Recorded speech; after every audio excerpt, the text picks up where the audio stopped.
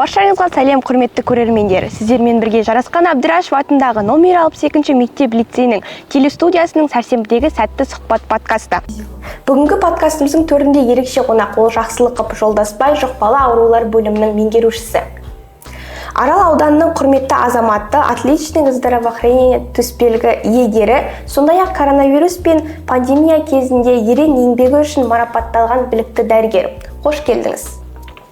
Қош келдік. Жолдасбай аға, ең алдымен көрермендерімізге өзіңіз туралы айта кетсеңіз.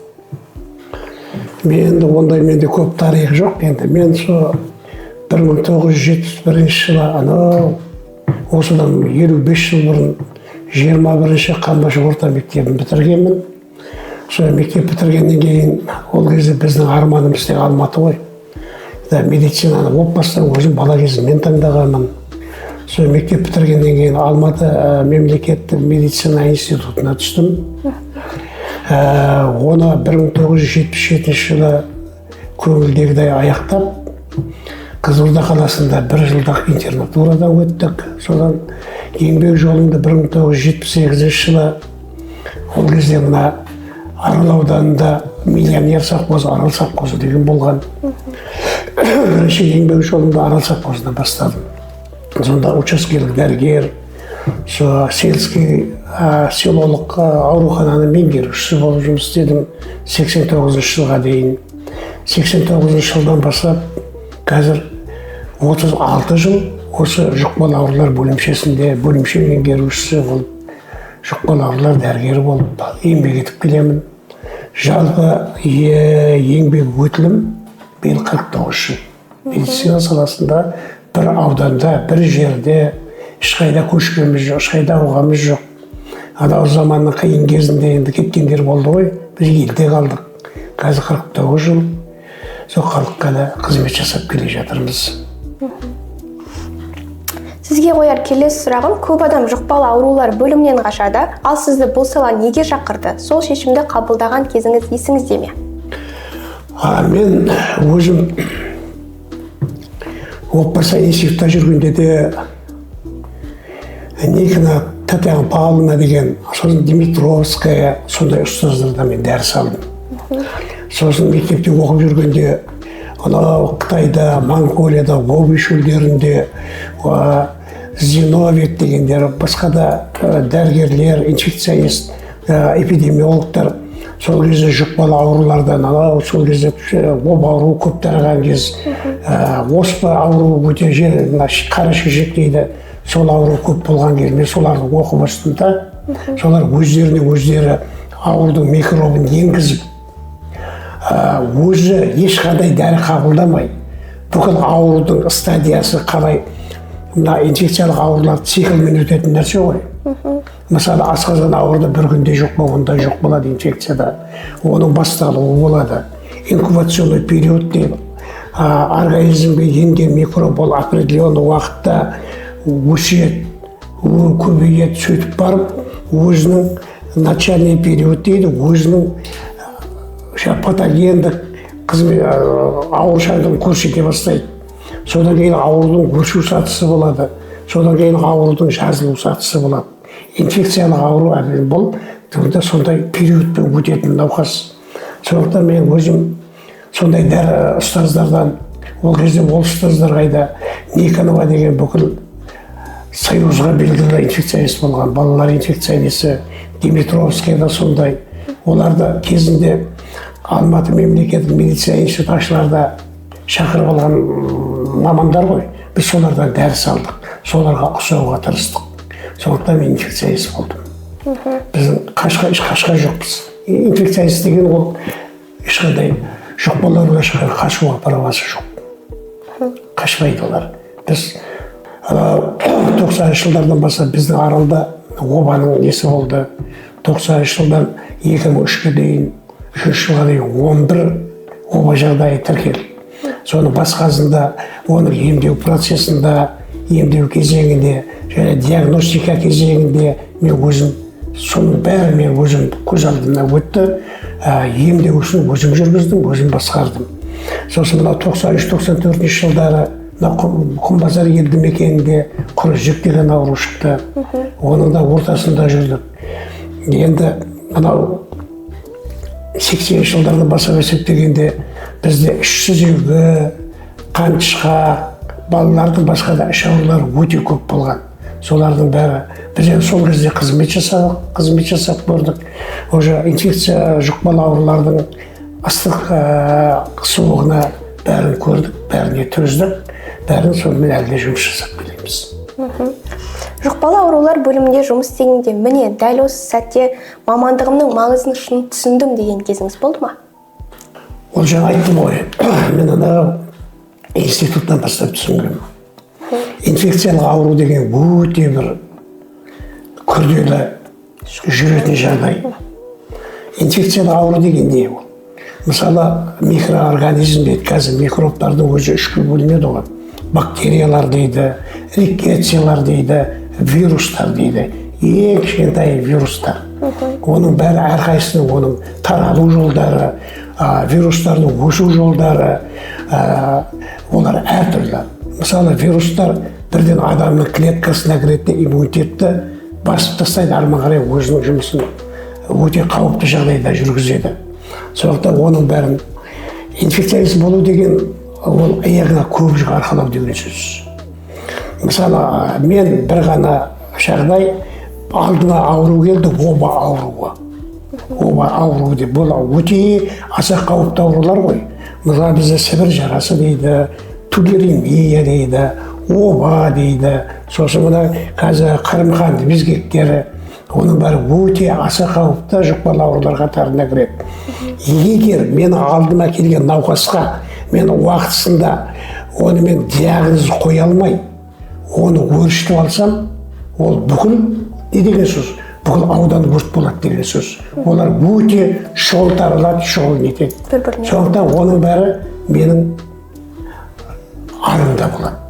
Сондықтан инфекционистер бұндай жағдайда қателеспеуге тиісті. Енді біз барлық жағдайда да жаңағы біз енді эпидбригаданың басында болдық, ошақта болдық. Оның бәрін ауруды жою мәселесі болады, оны емдеу мәселесі болады, оған диагноз қою мәселесі болады, оны соның диагноз қойып оқшаулау мәселесі болады, ауру әрмен қарай таралмас үшін оның бәрі біздің енді ол біздің жұмысымыз ғой негізі. Бүгінгі таңда жұқпалы аурулардың алдын алу мәселесі өте өзекті. Қоғамға, әсіресе оқушыларға қандай сақтық шараларын ұсынар едіңіз? Мен осы өткен октябрь қазан айында Астана қаласында жұқпалы аурулар жөнінен халықаралық 4-ші конгресс болды. Мен соған делегат болып қатыстым, Қызылорда облысынан 2 адам қатыстым. Сол съезд конгрессте маған Қызылорда облысынан 2 адамға жұқпалы аурулар бойынша сіңірген еңбегіміз үшін бір жақсы республика көлемінде мадақтап, құрметтеп, атақ берді. Төсбелгі тапсырды. Сонда шетелдерден, ВОЗдан адамдар, ученыйлар, ғалымдар қатысты. Сонда қазіргі жалпы жұқпалы аурулардың осы қазіргі таңда 90% вирусты аурулар. 10% басқа бактериялық сондай аурулар. Қазір өте вирусты аурулар кеше пандемиядан кейін, мысалы кеше гонконг тұмауы деп жатыр, H3N5, бұлардың бәрі өзгеруге. Мысалы ана вирус келесі жолы басқа вирусқа айналуына қазір сондай тенденция. Болашақ даже олардың да пандемиясы болуы мүмкін. Біз соған күш салып жатыр қазір, соған дайындалып жатыр. Ал енді қазір жұқпалы аурулардың балдардың арасында өте көп болу себептерінің басты себебінің бірі балдарда жұқпалы ауруларға қарсы егу жоқ. Өйткені қазір мына әртүрлі діни ұғымдар бар ғой. Мысалы, қандай дейді, сол діни ұғымдағылардың көбісі қазір прививка балдарына прививка салуға, басқа жұқпалы аурулардың алдын алуға, басқа да емдік, басқа да шараларға олар өте қарсы. Балдарына егу жүргіздірмейді. Сондықтан мысалы қазір бір бала ауырды ма, қалған қазір балдардың көп жағдайында ауруға қарсы иммунитет жоқ. Мысалы жұқпалы аурулардың өзі, бұларда енді орысшасы айта берейін, управляемый, неуправляемый деп екіге бөлінеді. Мына управляемый деген аурулар, мысалы қызылша, өткен жылы бізде қандай көп болды, эпидемия болды. Сосын мына дифтерия дейді, қазақша құрыжық ауруы, сосын коклюш, олардың бәріне прививка жасалуға тиісті. Олар прививка жасалса, ол балдар ауырмайды. Ауырған күйдің өзінде де жеңіл өтеді. Осыдан 23-24 жылдарда қызылшаның науқасы көрсетті қандай болғаны. Балдардың бәрінде де не жоқ, иммунитет жоқ. Жаңағы иммунитет болмағасын, олардың бәрі өте қатты ауырды. Біз енді басқасында болдық қой, ауыр жағдайлары өте көп болды, бірақ енді Құдайға шүкір бәрінен біз жақсы өттік. Сіз коронавирус пандемиясы кезінде алдыңғы қатарда қызмет еттіңіз. Сол кезең сіздің кәсіби көзқарасыңызға қандай өзгеріс әкелді? Бұл енді әңгіменің шындығы керек. Мына коронавирусқа дейін инфекционист маманы, инфекция деген кезінде көп бөлімшелерді қысқартуға жіберді. Койка саны қысқарып кетті. Инфекцияға көп көңіл бөлінген жоқ.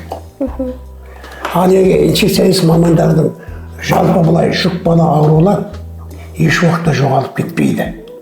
Ол табиғатта бар нәрсе. Табиғатта өмір сүреді. Бір белгілі уақытта ол қайтадан өршиді. Көрдіңіз бе?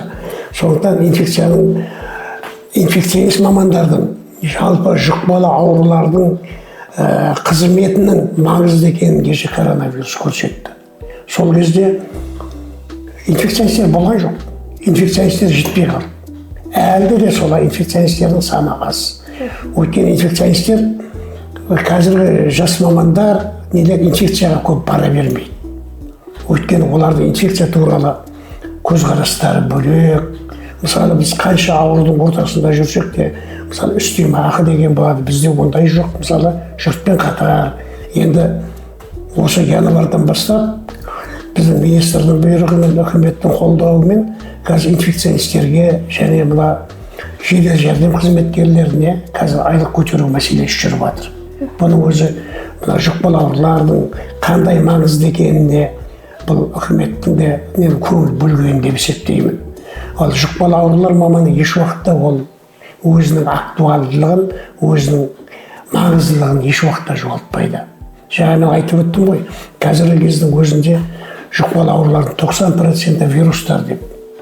Ал енді баяғы 80-ші жылдары бактериялар инфекция көп болатын. Қазір вирустар, мысалы мына жалпы қазақта ұшық ауру дейді ғой, бет аузынан ұшық шығатын. Соның ұшық ауруының вирусының 95 түрі бар. Соның адамға жұғатыны 6 вирус. Оның ішіндегі цитомегаловирустар дейді. Қазір олардың саны өте, вирустық аурулардың саны өте көбейіп келе жатыр. Неге? Өйткені ауруға қарсы бізде иммунитет жоқ. Сосын жаңа вирустардың өзін-өзі өзгерте алуында. Сондықтан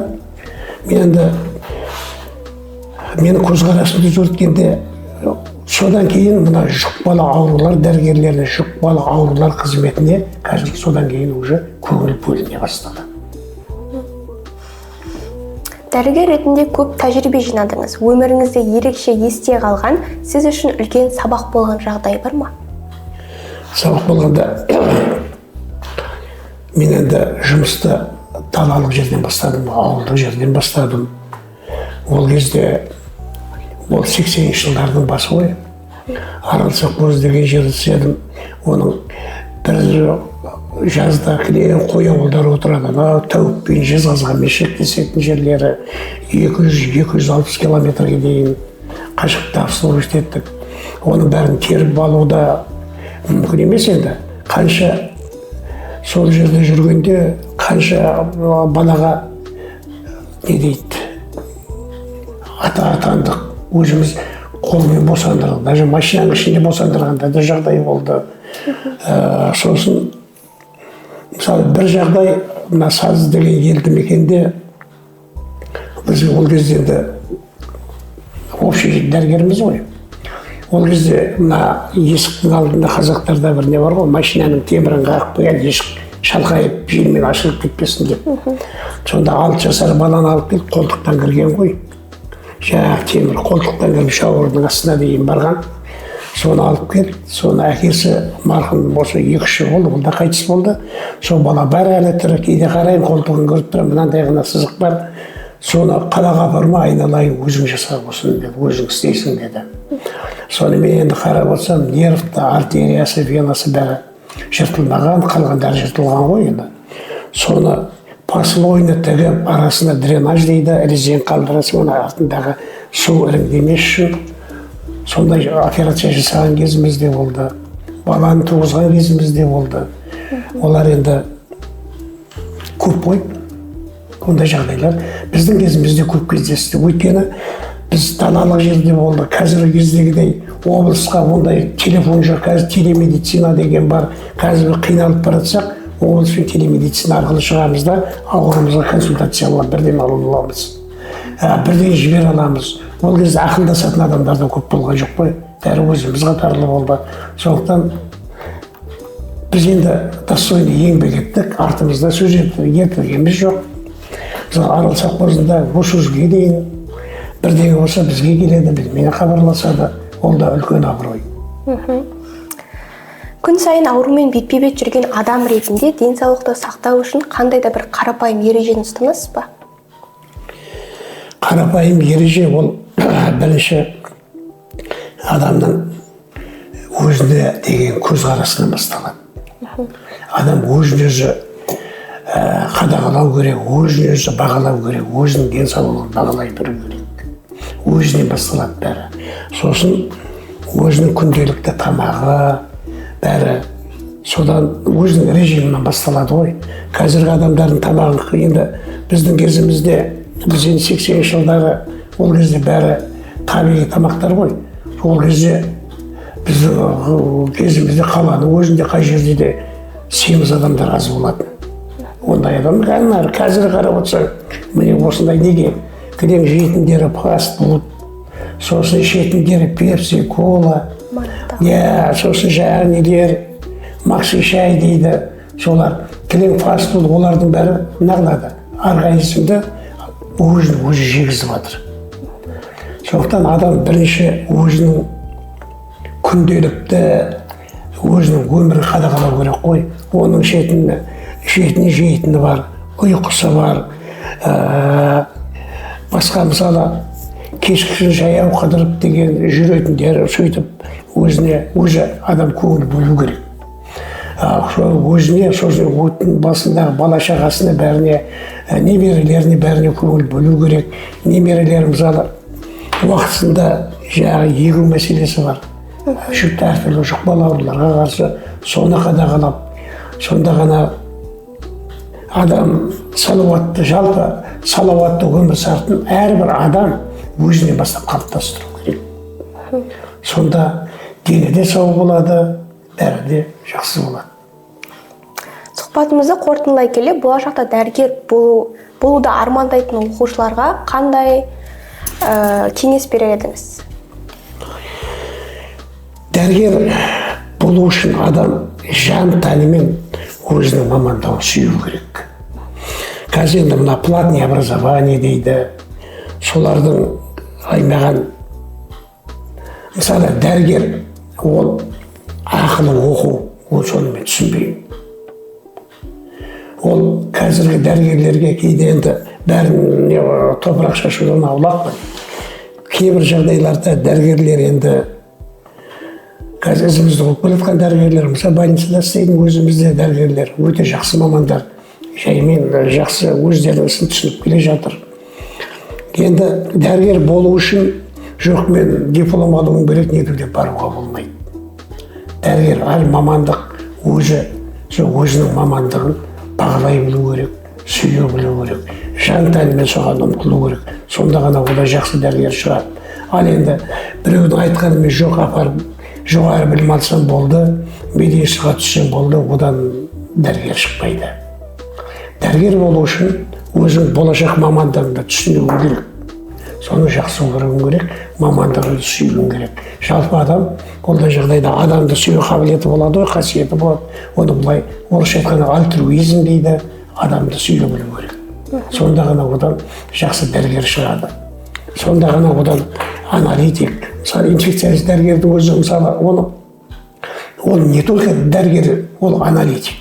Мысалы мен алдыма келіп отқан ауруда мен бірінші бетіне қарап отырып, оның қандай науқас екенін мен топшылай білуім керек. Неге келіп отыр, қалай біліп отыр. Сосын одан ол жаңағы жағдайлар қалай басталды. Оны анализ, аурудың анализі дейді. Жаңағы шағымдар қалай басталды, сосын оны эпиданализі, ол қайда барды, неге барды, анау далада не істеді, бірдеңе шақты ма, оны түсінуім керек. Соның бәрін жинап алып мен ауруды физикальный осмотр дейді, содан кейін барып мен ауруды қарай бастаймын. Сонда мен уже оған определенный диагноз қоя аламын. Көрдіңіз ба? Жолдасбай аға, уақыт бөліп ашық әрі пайдалы әңгімемізді өрбіткеніңіз үшін үлкен алғыс білдіреміз. Сіздің тәжірибеңіз бен ой ақылыңыз жас ұрпаққа үлкен өнеге. Рахмет, бақытты болыңыздар. Дәрігер деген ол қасиетті мамандық қой. Мен ең бірінші мұғалімдерді сыйлаймын. Содан кейін дәрігерлер. Ал дәрігер еткен кім? Мұғалім. Ең бірінші ұстаздар. Кейде бір тойға барғанда да қасымызда ұстазда тұрса, енді үлкенсің, не деп әңгіме айт дейді ғой. Тоссын, мен жоқ, меніңше бірінші ұстаз сөйлейді дейді. Содан кейін барып мен. Ұстаздар бізді адам қылған, бізді ұстаздар. Бізді осының бәрін сіңіре білген ұстаздар. Содан кейін дәрігерлер. Қалғандар енді жаймен келе береді ғой. Рахмет, бақытты болыңдар, аман болыңыздар. Дәрігер, ол әрқашанда дәрігер. Құрметті көрермендер, бұл Сәрсенбідегі сәтті сұхбат подкасты. Сіздермен болған Шынбекқызы Әсемай. Келесі кездескенше сау саламат болыңыздар.